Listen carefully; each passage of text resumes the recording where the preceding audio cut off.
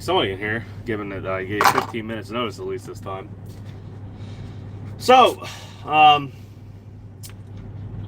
going to ramble on for a little bit because I don't know exactly how to, put up one of those videos where everyone's, coming into the room and waiting for me. So, I think that, I don't know if that'll work on the YouTube app because this is what I'm doing going live on, but it may possibly work. I know for sure it works on SoundYard. So, StreamYard on StreamYard. So we'll see. I'll make some small talk here and interesting truck over here, and see where that goes. So I'm just gonna wait here for a little bit, let somebody come in, and then I'll start rambling about buying a truck post. Well, we all know what it is. Post the big bug. I'm still kind of not real sure if I should say the word, the Corona word.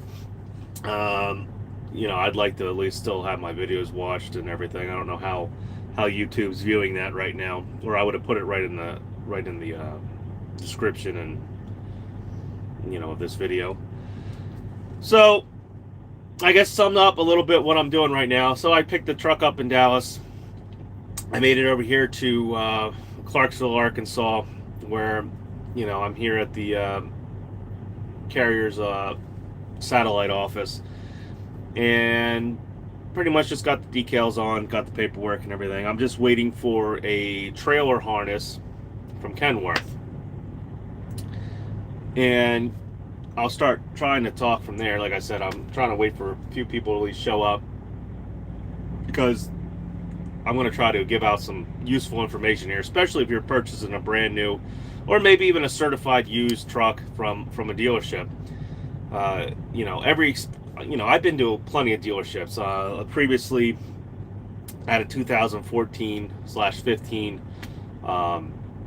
T680, and it had a pack car engine in it, and it was, let's just say I had a lot of problems, and luckily I was able to get rid of the truck, or before it put me out of business. But going from there and saying, yeah, there were times you'd buy the truck. I did buy it used, but I was right there next to people that bought brand new $160,000, $170,000 trucks, at least at the time. You'd pull them, you'd come into the dealership, you'd walk in, and you'd stand at the service counter while either the girl or the gentleman or whatnot were over there bitching or bullshitting or whatever they were doing for a while. So now, you've used this dealer, maybe you haven't, but still, it's still part of Kenworth. They're still representing a company. Now you're sitting there for about 15 to 20 minutes while they bullshit and laugh and everything, and you're just standing there waiting to get service on your $160,000 or $100,000 or $60,000 investment, whatever the heck you've had, and they ignore you. Sure, you might walk in. Maybe when you come through the actual dealership showroom, you might have a pretty 20-year-old or 25-year-old girl that says hi to you and everything. But once you get back into the service area, it's a big different, it's a different story. To be honest, the only time I've actually been to a Kenworth dealership and received great service, take in mind, I think I might have got somewhat of an okay deal on an injector, was when I was out in Montana there when I broke down. I forget the service writer's name. I knew I would promise to, put him. I think I did say his name though. I think I did put him in a video. But the service writer that was out there, and I want to say it's Bozeman, Montana.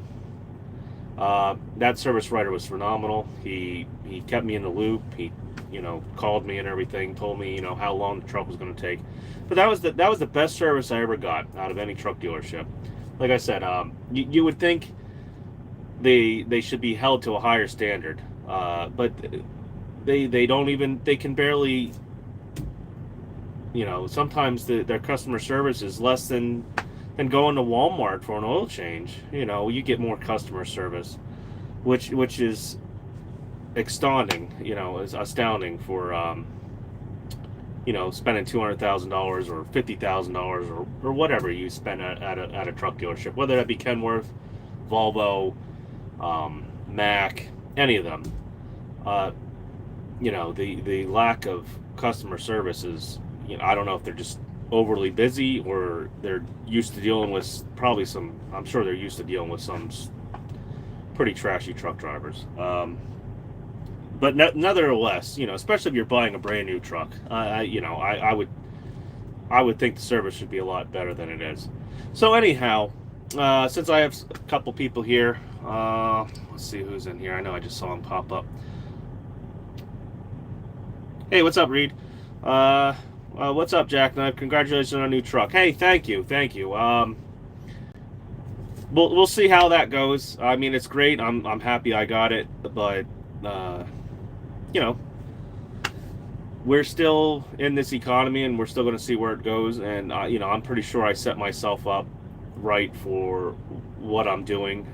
Like I said, it's pretty much I pulled myself out of the ashes. You know, it was either do this or go back to company because, you know, considering the spot market changed, I had some money left around that I could still maybe try to get a loan or do something else, or I even tried still getting a loan for the engine rebuild. Like I said, I sold the pickup truck, and apparently, even the money from that, the $7,000 I got from that, there wasn't enough collateral for I guess that, you know, they assumed the truck's not worth anything, so it wasn't enough collateral for a rebuild. So it was pretty much this, and I highly doubt I could have went down to a new dealership and got a loan myself without the help of Pathway, because, you know, I'm still previously paying on that other truck.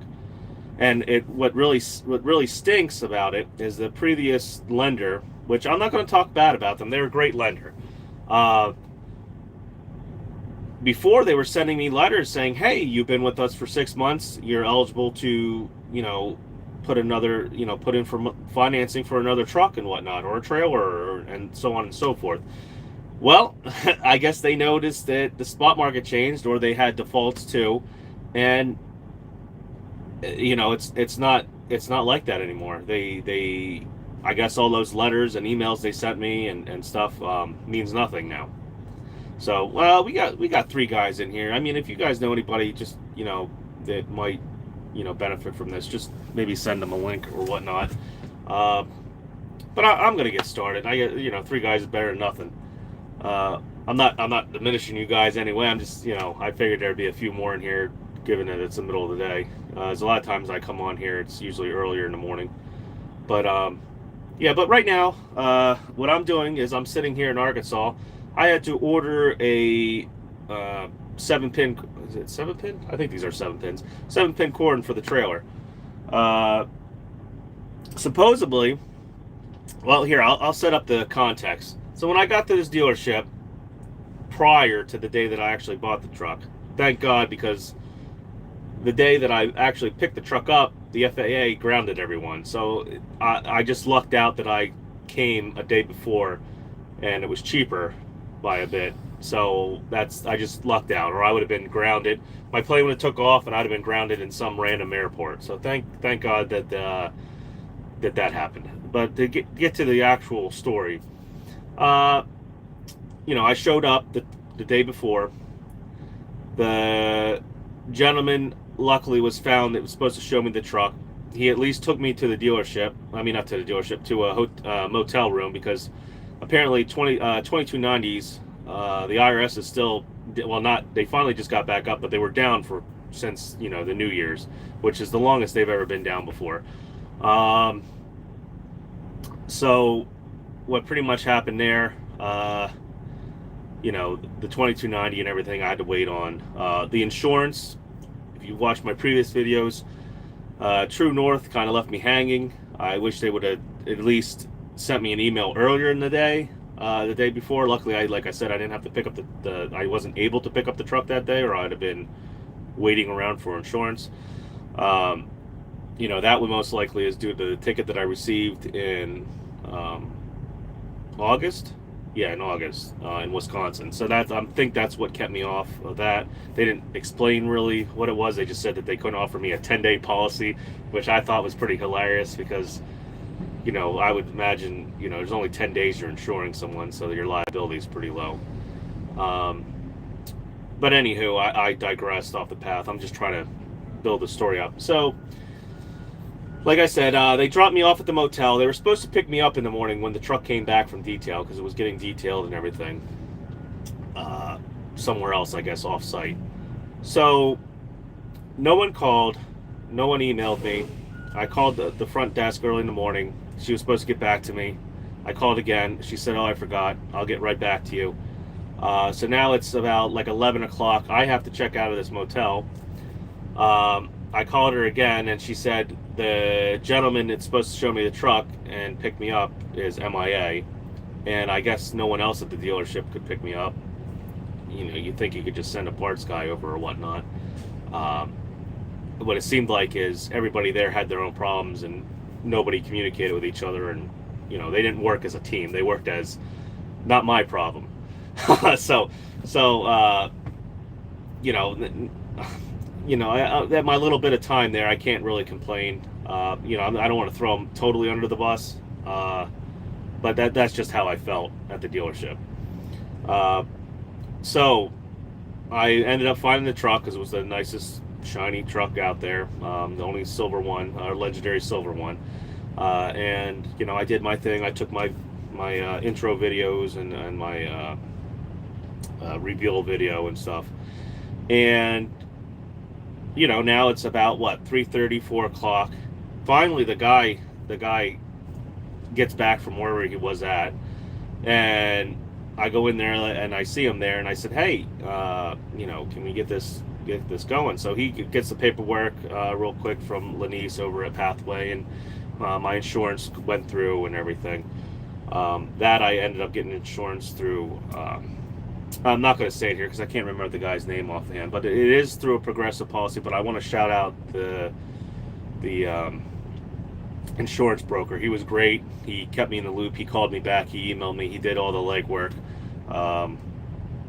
And I want to make sure I get it right. So maybe I'll go into a little thing about insurance later on, or I'll at least give a shout out to the guy because it's saved on my phone right now, and I can't get out of it. But anywho, to get back what I was saying. So now it's about 4 o'clock. Everybody's trying to go home and get out of there. I look at the truck. I get real quick test drive, like down the road and back. Come back, and I notice there's a vibration on the side. One of the flarings was loose. I could pull it out. I guess it's the one with the turn signal on it on the side. The other side didn't do it. So he quickly went over to Auto Body Shop. We got that situated, and they tightened it up. And I said, "Hey, the lines. I see the lines back there. I would, I know they're not. I wish they were actually put on the spring and everything, but I can do that. I see you guys are trying to get out of here. But where's the cord at?" They're like, "Oh, it's in the box in the underneath the bed." All right, I said, "Fine. Thanks for fixing the flaring, and we'll get out of here." So, anywho, that leads me to today, where there's no 7-pin cord for the trailer. So, luckily, talking to Pathway and everything, they're going to reimburse me for the cord, and I guess they'll probably get reimbursed from Kenworth. And also, on when I left and actually got on the highway and got this baby up to a good highway speed, she pulls to the right pretty good. I'm hoping it's not going to be like the Freightliner debacle that they had there. I'm hoping it's an easy tow and go. I'm hoping it's not going to turn into anything crazy. But they already set me up for an appointment at MHC over here in Van Buren, Arkansas. So I got a hotel for tonight that graciously CRL is paying for. They also paid for my meals today. This is a truck stop, little truck stop. It's called Lazy Larry's truck stop. It's not beautiful, it's not new, but it's got the real good old truck stop vibe to it, and nice southern, hospitality. And I'm very appreciative of it. CRL's, helped me through this whole ordeal, the best they can without, without actually handing me money. But I'm not going to ask for any money anyway. But Chuck, Penny, I forgot Penny's assistant in there, Valerie. I'm probably saying her name wrong. I just literally just try to remember it when she told me it again. But they've been great. The dispatchers have been great to me. I wouldn't even be able to begin naming them off. I've had nothing but help through the whole thing through CRL over here, so I'm very grateful to that. And now to get to the actual topic, buying a used or new semi truck, I would say from a dealer right now, post Corona, well, here's what you get to look forward to. This truck was most likely, I haven't got the exact build date on it, but this truck most likely was built, during the big bug, during the pandemic, and there are things that are installed on it that are a quarter of the way done. It was supposed to have the what they call it, the KIM system from Kenworth on it. Well, of course, they've having problems getting parts, and who gets the parts first? Probably the mega carriers that order hundreds of trucks at once.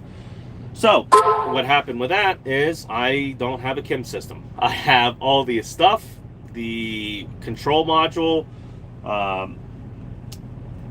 the components for the heater.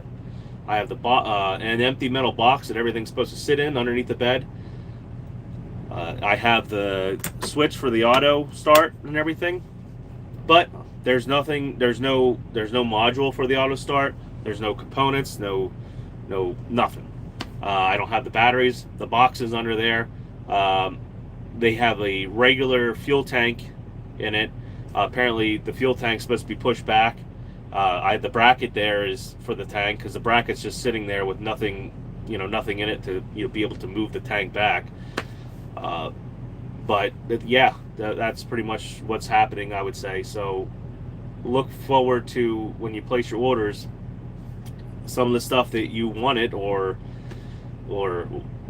marked down on your order sheet you might not get it. I'm pretty sure that they're giving discounts and money back, because I already talked to Pathway and everything and made sure I'm not paying for things that were supposed to be on the truck. Made sure that they didn't pay for it too. So I just wanted to say that it brought the price of the truck down a little bit. I'm only looking at around a $4,000 payment instead of a $5,000 payment. But so that's that's good, I guess, to say. And I guess it's no longer a $200,000 truck. It's brought it down probably in the $170,000-$180,000 range. So I guess that's good per se. That I did want the APU and everything. I did want all that integrated stuff. I also don't have the what do they call it? The interactive cruise control. I have the button for it, but there's nothing in the truck for it. I have the black box on the outside, but it's not hooked up, and it's just an empty insert. So, like I said, be prepared for when you're buying a newer, a new truck that you just ordered. Be prepared for them to have part shortages and some of this to be haphazardly put together. I wouldn't say haphazardly, but it's kind of not depressing, but a letdown that I actually have the control module, the control panel on the back here for the KIM system.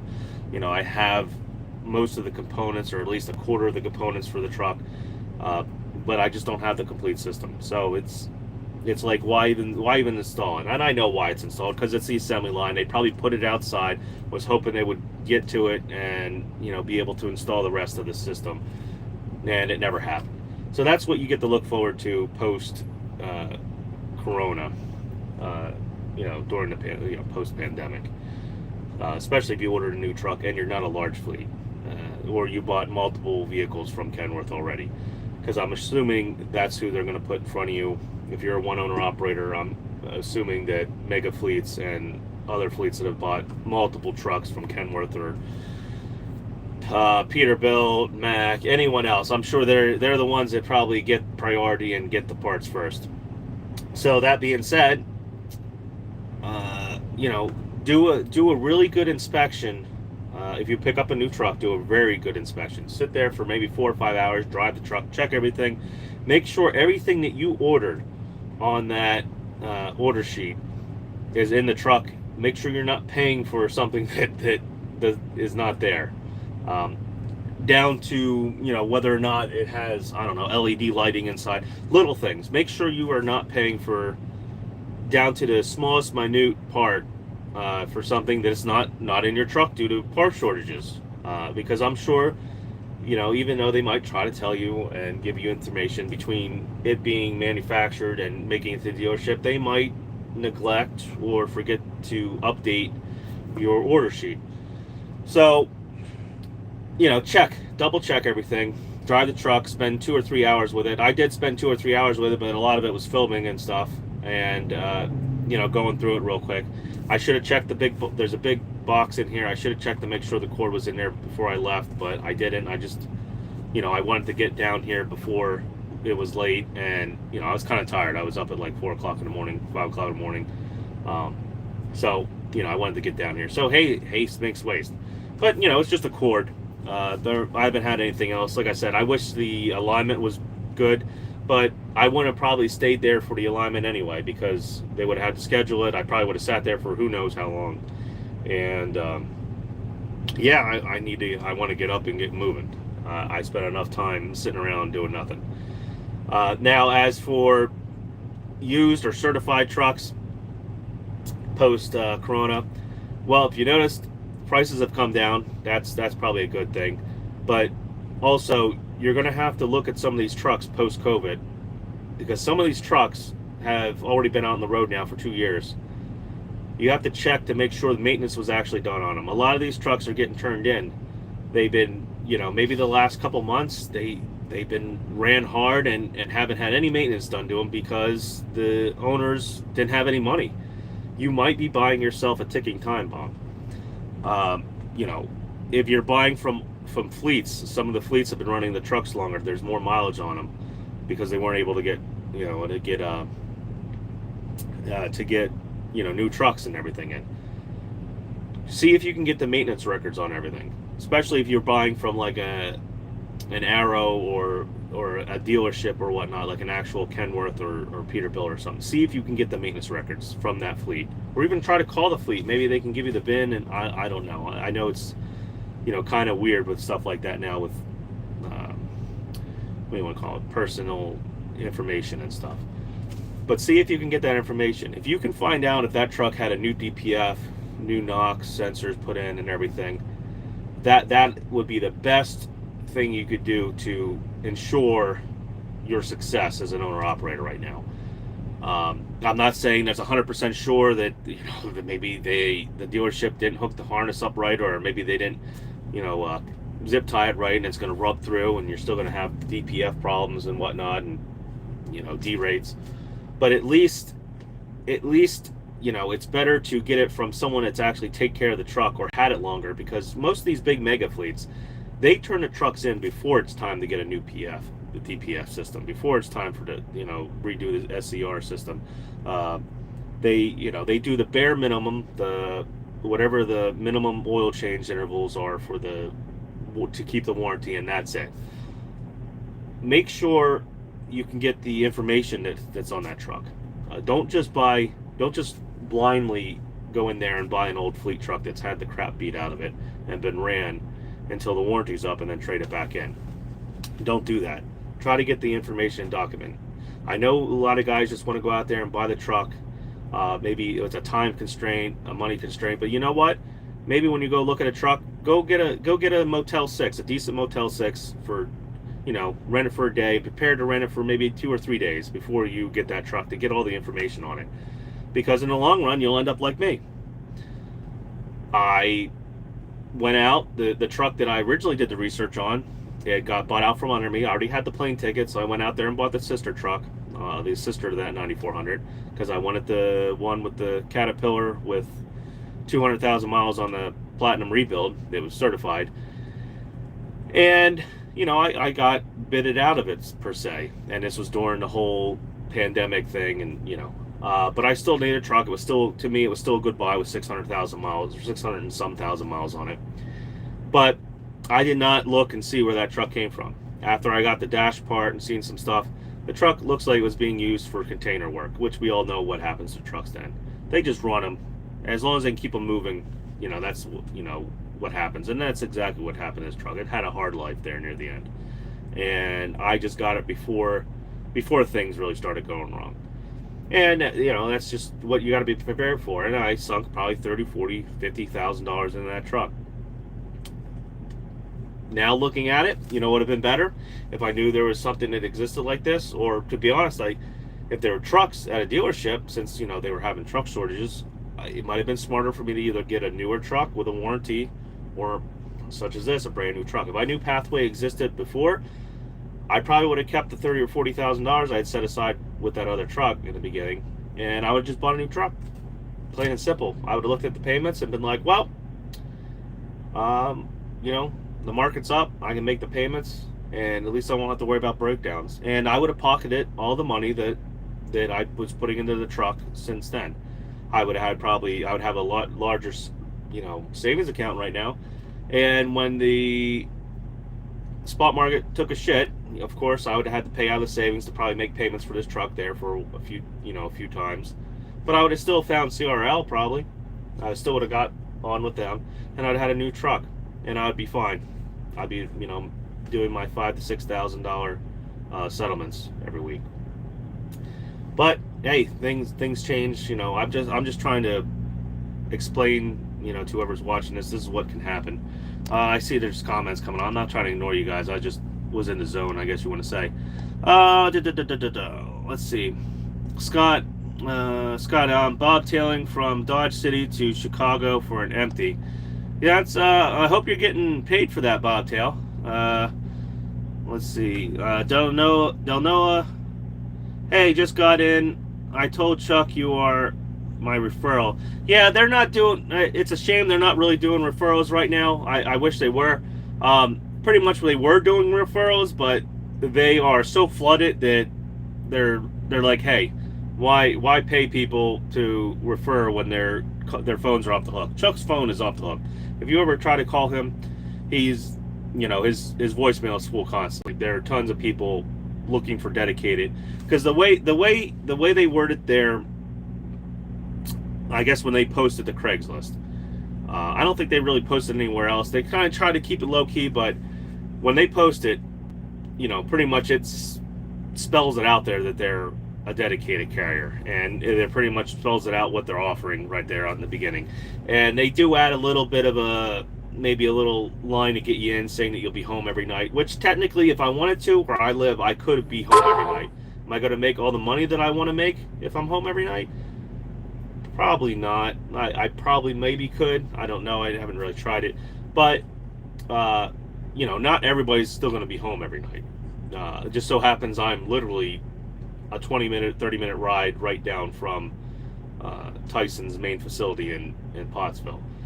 So that's a difference. So that is a little bit of a typical trucker, you want to call it, maybe hook you in. But then again, some people might actually still be home every night. It's all up to what you're running. As they will take on day cabs, from at least briefly what I heard, if you're like close, like live right there next to a Tyson facility. But that's out of my pay grade. I'm not really. I'm just leased on to them. I'm not trying to give information. If you want, you can call up Chuck directly. Maybe I'll leave his number in the comment. I don't know. I don't want to leave his number, but anywho, you can call up CRL and maybe you'll get a hold of Chuck. I don't want to flood his phone any more than it already is.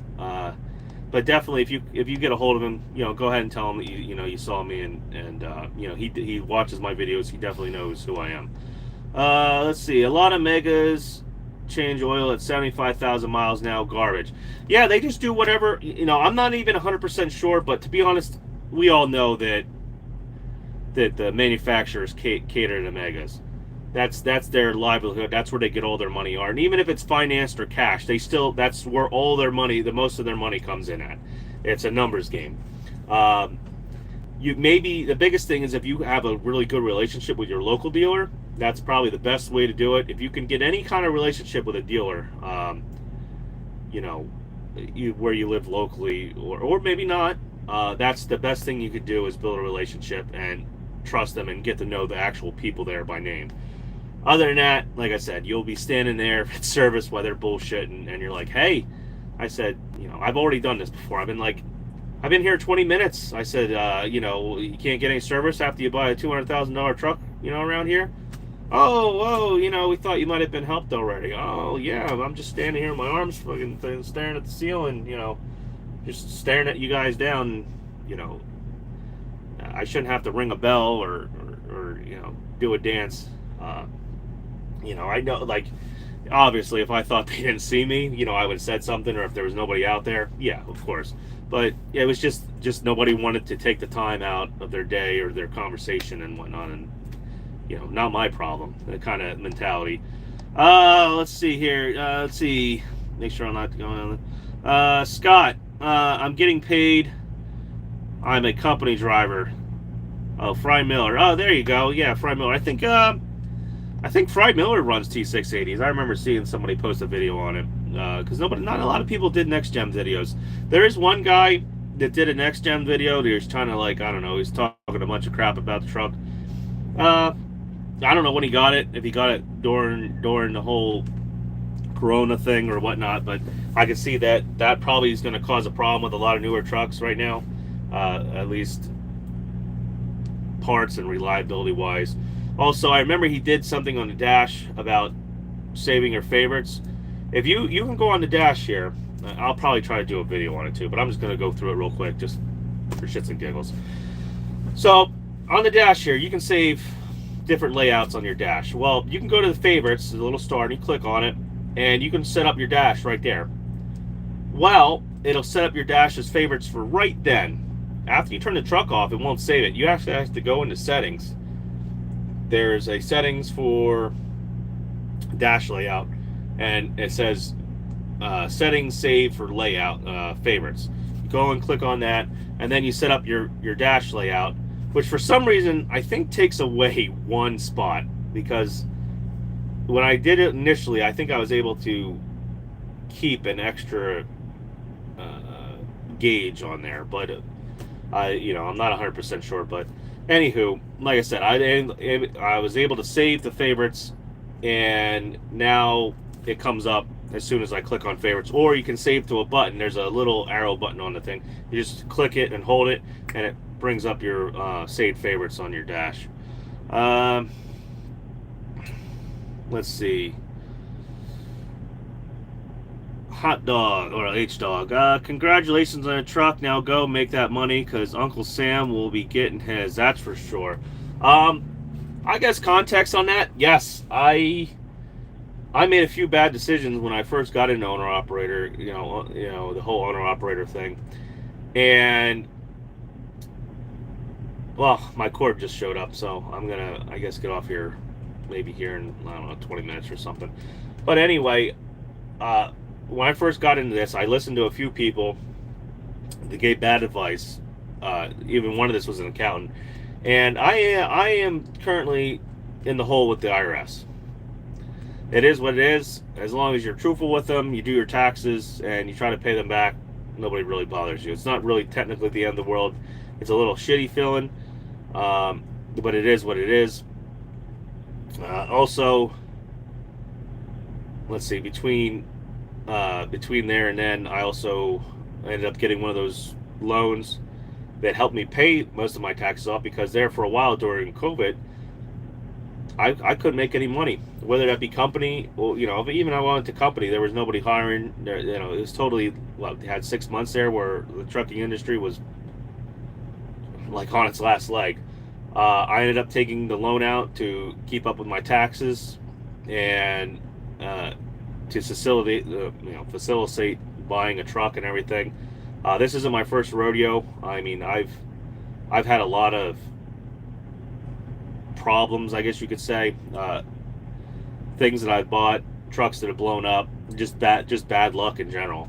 I've had problems with, let's see, like the Cummins fuel pump problems with the ceramic plungers and all kinds of stuff. So that's pretty much finally what brought me to buying a new truck. Finally, I didn't want to take on the pay. Trust me, I did not want to take on these payments. I have every idea.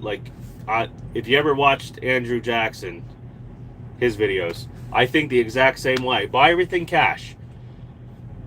Well, for his sake, he has tons of cash coming in, and he's able to make those choices and just pay it out right then. If you're out here, in the spot market, or if you had, if you end up hitting a ripple effect where you maybe have 2 or 3 breakdowns in a succession, or trucks, hope you got that money, because you're going to end up probably having the same conclusion as me. I was just tired of things breaking down. Even though I was able to repair a lot of stuff myself, I value that. I'm grateful. It just wasn't enough, at least in this market. Now, if I would have got in earlier, between that part of COVID where it was a ghost town, where nobody knew what was happening, and where it turned into a gold mine, I probably would have been fine. I would have been fine. I would have had money to probably at least put an engine in. I could have still probably even put a used engine in, but I'm scared. I'm scared to make that. I'm scared to do that.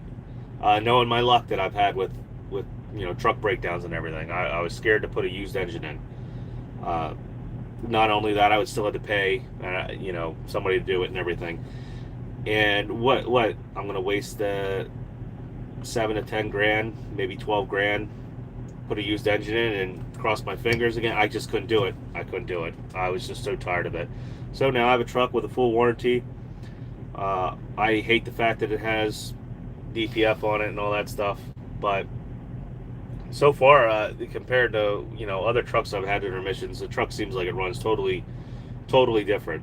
For an automatic, it gets up and moves pretty good. It shifts well compared to previous automatics I've driven that were, no, technically they're not. They're auto manuals or whatnot, but it shifts very quickly. I'll find out when I get a trailer on how well that still works, but it gets up and moves. I guess maybe the 12-speed Packard transmission probably helps a lot with that. The rears are only 279s in it, but the way they have it geared and set, and with the engine RPMs, I think they finally mastered some of that math, I guess you could say. Other than that, it hasn't used maybe a thumb dropper of deep DEF and fuel mileage. I never ever thought I would see a bobtail hit like 14 miles a gallon. Never. If I really tried, I could have probably got 15. That was phenomenal. I've never seen a truck do that before. Now then again, I don't know if the dash is absolutely correct. I'm assuming they probably got it pretty correct considering the parameters and how much electronics is actually in this truck. But the bobtailing was phenomenal. I was getting practically pickup truck mileage. So we'll see how that goes loaded. I'm hoping it translates out to 10 miles a gallon loaded, considering I'm also not going to ever really be too heavy either. So technically there's some of my payment right there. And yeah, let's try to get some more of these comments. See, Noah, I own my truck. Can I go through the new Kenworth program to get a new truck and put a driver in it? I don't know about if you're talking. Are you talking about the program I have that I'm in, or are you talking about some other program that Kenworth has? I'm not really. I do know that these dealerships have like new truck, first time new truck buyer things and stuff. I'm not 100% sure. Really, what's hurting you right now, or anybody, they all know the market's tanked. They all know, if you did this a couple months ago, they would people were giving out loans like no tomorrow. They all thought that the money wasn't going to stop. They all were trying to get they're all trying to get their money really, whether it be finance companies, dealerships, whatever, brokers. So now to get financed, it's very difficult. I'm probably going to say, because technically I should have been able to get financed for my engine rebuild, but like I said, they put it to me like this: your truck, even it's an old 9400. They said your truck was worth $40,000 or $50,000. Yeah, a truck that normally everybody would see on Craigslist or Facebook Marketplace for 15 or 20. They said in the market it was normally worth $40,000 to $50,000. A running decent truck. Maybe because it was pre-emissions too, maybe help. I don't know. But they said now your truck's not worth anything. It's worth like 15 grand. I guess they go by auction prices, or I don't know what they go by, but they know they can't get anybody to buy that truck for 40 or 50 grand anymore. I bought the truck for 26. Technically it was probably a $15,000 truck. But interest rates are higher now and everything. There's just volatility. There's trucks being repoed left and right. By my house, there's literally 6 trucks that have been left there. I imagine they're towed by now, but they were in there for like 3 months now. They have tow stickers on them. Some of them are pretty new trucks. The guys just gave up. They abandoned them. They were owner operators. They just probably can't make the payments, or I don't know. They're getting towed, and it is what it is. Let's see, the comments are flying in here. Oh man, I missed one. Sup, Polish homie? Oh yeah, there we go. Yep, I am definitely a Polak. I'm a Polish American, I guess you could say. I just go by my last name, so I know I got Polak in me. Yeah, it's getting better for me there, Rest Area Raccoon. Let's see, Scott. I know I'm trying to get to the part where whoever was talking about, I think it was Data Ganova that was talking about the Kenworths. All right, there's a 75,000 mile oil change. Yeah, don't change your oil 75,000 miles. I don't care. This thing, my old truck, I did 20. This thing, I might do 30, 35. Maybe I'm gonna get an oil sample for it. The only reason it's gonna end up having synthetic its whole life. It has a warranty, so it's gonna get synthetic. It just is what it is, or at least synthetic blend, whatever it calls for. I also hate the fact that I'm pretty sure these take 1030 now, maybe less, maybe 530. I hate the fact that that's what they call for, but that's what you got to put in for the warranty. So yeah, they also have 2 oil filters. They have the bypass filter, so I'm pretty sure 35,000 miles would probably be good for the truck. I'm going to get the oil sample. I'm going to get the soot level analyzed and everything in it. Like I said, I'm not just going to randomly make up oil change intervals like it seems like everybody else is doing. Let's see, HD. I tell him I saw you on chat and said that you get a $10,000 sign-on bonus. Yeah, Chuck. Yeah. I'm sure he's going to say no to that. I don't know what it was there for a while. I know they did have something. I mean, it'd be nice to have some extra money, but it is what it is. I don't run their company. Let's see, Scott. Oh, Dananoa, I think I skipped him. I own a truck. That's what I answered. Yeah, that's what I answered about the Kenworth program. Yeah, like I said, I don't know. This is through Pathway Leasing and Sales out in Colorado. Let's see, Scott. Yes, they had the T680. and the Pete's. My last truck was a 680. The air tanks, the air tank was leaking, and they put me in a Pete.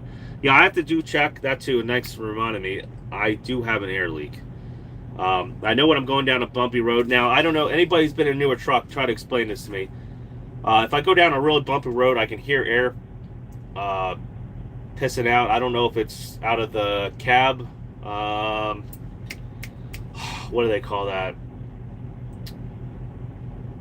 The leveler. I don't know if it's the cab leveler or the suspension airbag leveler. But there's definitely air pissing out of it, and I can watch my air slowly go down and down to 110, and then the compressor kick back on. Also, last night after leaving it sit, I only had about 98 psi of air in it, so obviously it's leaking air from somewhere.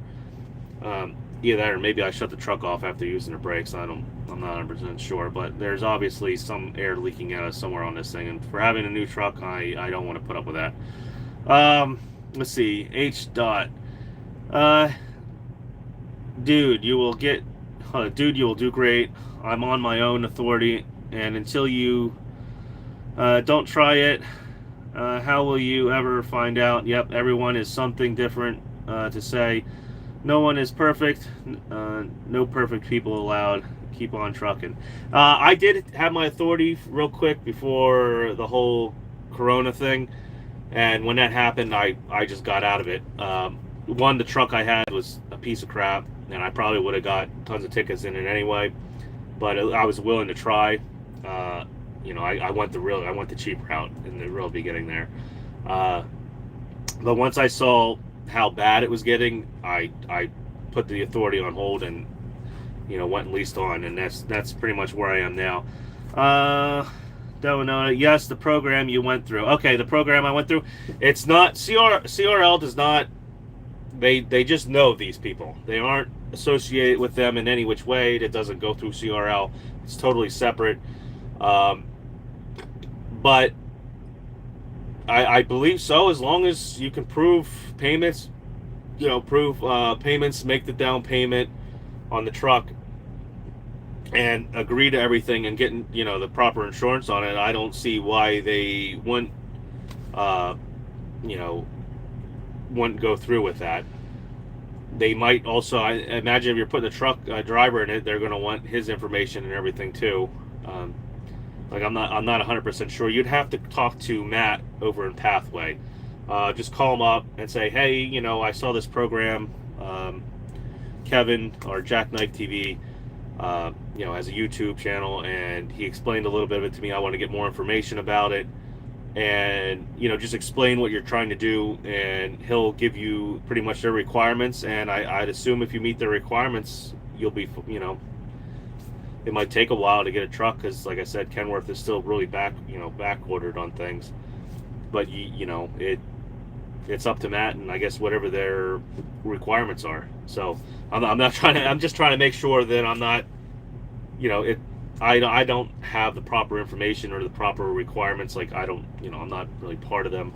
So I just don't want to give you any false hope or anything. But yes, you could give Matt a call over there at Pathway and see how that might work out for you. Datanova. Air leak with a brand new truck. What? DOT legal? Well, if you don't hear it, but I'm pretty sure it has an air leak. Either that or it's something to do with the leveling system. I haven't ever had a new truck. Probably the newest truck I've ever drove might have been a 2016 maybe, Freightliner Cascadia Evolution maybe. I know it had really low mileage on it, but that was for a very brief amount of time. That was through Order Express. I don't know how the air ride system works on this. Maybe when you hit bumps, it releases some air to try to cushion the cab or the airbags at the back. So I don't know. Maybe it is working properly. And then again, when I did park last night, it is an automatic, and I had to back up to some poles because it was kind of like a make your spot situation. But I had to double foot it because I was pretty sure I didn't want to run into any poles with a brand new truck. So maybe I shut the truck off before it had time to pressurize back up. But when I go take it over, I'm gonna have MCH in, or MAC, I mean, MAC in, it's a really weird name. It's west of Clarksville. It's a two-word city or town or whatnot. But when I take it over there, I'm they're going to do an alignment. I'm going to mention it. I mention what I hear when I hit bumps. Maybe the loving valve's not set properly or whatnot. And I'll mention that when I woke up this morning, I only had 95 psi air. I don't hear it, so it's probably going to be something you have to use some a spray bottle and soap to find. Unless, like I said, maybe it is the leveling valve. Yeah, I already broke it. Yeah. I'll make you uncomfortable. Yeah, well, like I said, when things like this happen, I just blame it on my Polish heritage, because that's how I feel about it. It's just something that comes along. Hence, that's why I even decided to get this new truck. I was just tired of having bad luck. That's all. And hopefully I don't have the same thing go on with this truck.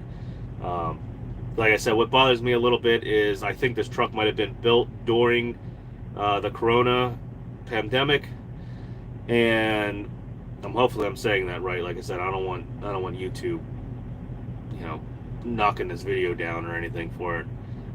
So I'm trying to say Corona, the beer pandemic. I think that, there's part shortages. I'm hoping, the guys were probably overworked at the factory, and they were probably low staff because they wanted to keep everyone away from each other and everything. So hopefully this truck doesn't have any major problems. Hopefully I got a, like a Thursday truck or whatever. It's not like a Monday or, Saturday morning overtime hungover truck or something like that. So hopefully everything goes all right with this truck. So far, like I said, it's the equivalent to me. It feels like the equivalent of driving my wife's 2020 Chevy Traverse. Like if it had the actual what do they call that? Active cruise or progressive cruise or whatnot and all that stuff. If it was actually all the way installed and everything, it'd feel like driving. Exactly. I'd set the cruise. I'd just sit there and it would do its thing. And it feels like driving a newer vehicle, like a newer car. One, it's because it's an auto shift. And two, it's quiet. I don't know. You probably can't hear nothing next to me, but there's a really loud good old Peterbilt next to me, and he's loud. And I know for a fact in my 4900, it would sound like I had the window down with the door closed, practically. But it's quiet inside. It's well insulated. Temperature went down last night, and it still stayed pretty warm in the truck. I didn't feel no wind coming in. Oh, I'll give you this. So last night, I'm here in Clarksville, Arkansas, and a severe thunderstorm comes through out of nowhere. Guess what it does? It starts hailing about pea-size or dime-size hail on the truck. Yeah, for like a brief, I don't know, maybe minute, 2 minutes, 3 minutes there, the truck started getting hit with hail. Luckily, it didn't do anything. I don't see any pivots or anything in the truck. But I was like, great. So the first less than 12 hours I had the truck, I'm going to have hail damage on the truck, and who knows, maybe there's a tornado pop out somewhere and rolled on its side. But I thought that was pretty hilarious, sitting there at, I don't know, when was that, like 9:30, 10 o'clock at night, being like, man, already going to have hail damage on the truck. But yeah, but no, there's no damage or anything. But that's just, like I said, that's my luck. That's what I was thinking when that started happening. I thought that was pretty hilarious. Other than that, let's see. Make sure I'm not missing anybody's comments. I want to make sure I give everybody information they need.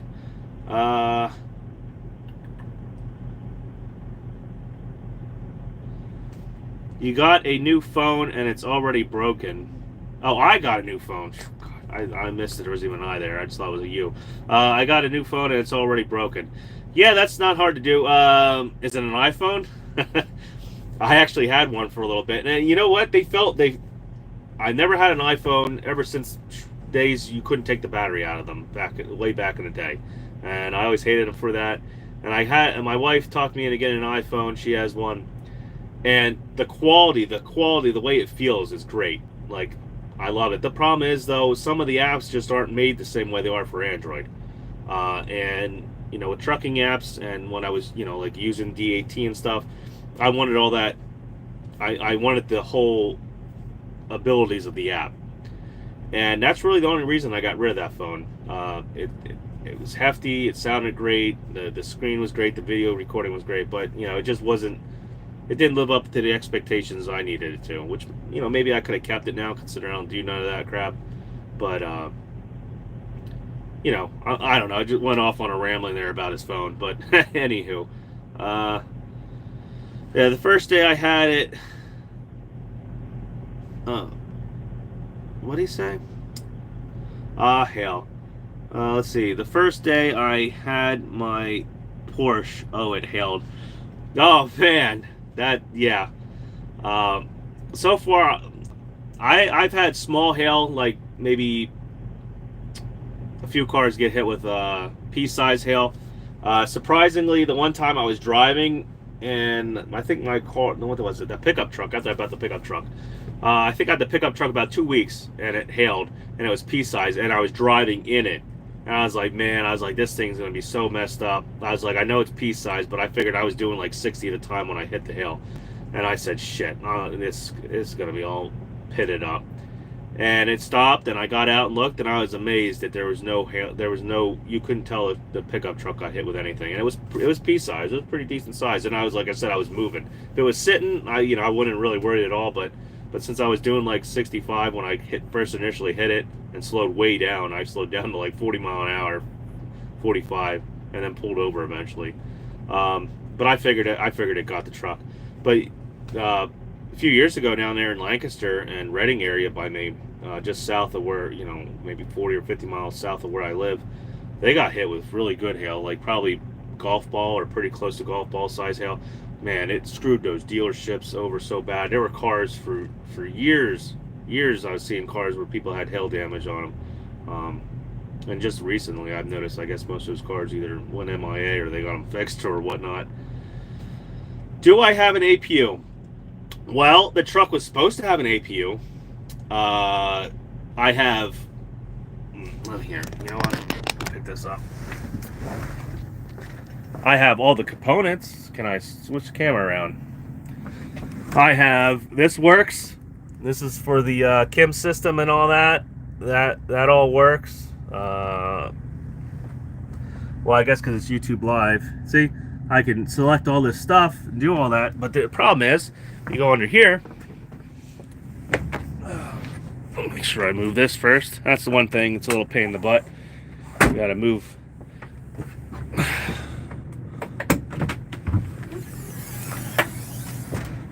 There's a box in there, metal box. That's where your what do they call it? The heater's supposed to go. It's got all the connections there, the exhaust and everything. There's another hole over there where there's supposed to be a box for the air conditioner and everything. It's supposed to plug it. There's like a cutout for that over there. Like the truck was set up to have it put in the Kim system and everything originally, and I guess it went down the assembly line and was pretty much set up for that. Let me call that. Was pretty much set up for that. And if I go out here, let me go out too. If I come out of the truck,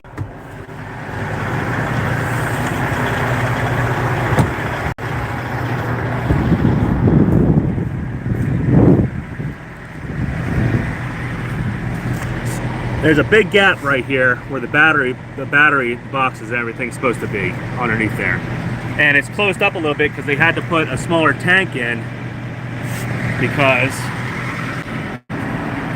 normally that tank would have the filler neck all the way in the front and the tank would be back, and your battery box for your Kim system would be sitting under there. See? So that's pretty much what happened with that, is they probably ran out of parts, and they just kept the assembly line moving. So the truck originally probably had all that ordered and was pretty much set up for that, but yeah, part shortages. So there, I don't have an APU. Like I said, oh, here, I'll also show you another thing. So this That's supposed to be the auto start for the APU. Yeah, it works. It comes up on the dash when you have it on. It says unenabled. There's supposed to be a module for that. That module ain't in. So the module is on back order too. So I can get the auto start put in. So at least I'll have auto start, and I think it connects to the KIM system, at least the control panel, but I don't have the APU. So at least the truck will probably read the temperature inside and then kick back on and let the air conditioner and stuff come on, but it won't do anything else. And until I get the module put in and at least the S-bar heater, it's pretty much useless. So I'm thinking about getting an APU with the S-bar heater and just having it put in. I don't even know if I should even bother hooking up the auto start module if I get a well, I guess it depends what kind of APU I get. I kind of like the fact of having an electric APU just for the fact I don't have to worry about belts. I don't have to worry about I don't have to worry about belts. I don't have to worry about lines breaking and all, you know, all that typical APU stuff. If the batteries go bad, I'll just replace them with higher amp hour batteries off of Amazon. You're going to easily pay more than a couple $1,000s fixing a mechanical APU, especially if you have to go to the dealership for that. So, you know, I kind of like having the fact of just having the electric APU. The truck's so well insulated, and you know, I'm going to probably get insulated covers for the windows that I have a feeling the battery APU will work just fine in this truck. And I like the fact that it's quiet, and you know, about the only downfall I could see is it won't keep the engine warm. But if I really want to, I can buy a 12-volt hydro circulator heater and just hook it up into the battery system. If I end up getting a battery APU system put on this thing. The thing I want though, if I end up having any kind of APU on it, is I want everything to look clean. I don't want it just thrown in here. I don't want to have anything up on the wall. I want everything under the bunk. I really don't even want a condenser. I don't even want a condenser on the outside up. I want it, you know, situated right with the APU or underneath the bunk, or at least as low as it can be. That's the only thing. So plus it's probably looking at $8,000 to $10,000 to have an APU put in. Let's see. TBT USA. Hey, from I-90 in West New York. Hopefully you're not still sitting getting snow out in there, getting stuck. I think most of the snow effect is done out that way. And you're heading to California. Good luck. Have fun. I know 80. I forget what state. I know 80's having a lot of problems with snow, squalls, and storms and stuff. I think it's I forget what state it is. Maybe it's Washington. I don't know. So I know some states doing really bad right now with snow, and the 80's like screwed up real bad. I'll make you uncomfortable. My Toyota looks like a golf ball, like a golf ball. Hail ducked it. Oh man. Yeah, I guess you got. Yeah, that's the thing too, and it's so much money and so much work to get the damn hail damage worked on. Unless the car's like brand new, it's not even worth it. Even then, unless you find somebody that's a really good paintless dent repair, nobody wants Bondo thrown all over their car, especially when it's newer. Move truck jackknife. New truck jackknife. Congratulations. I'll make you uncomfortable. Hey, he's saying hi to Hey BT. Everyone's saying hi. What motor are you running? Pack car or Cummins? It is a pack car. And to be honest, I don't know.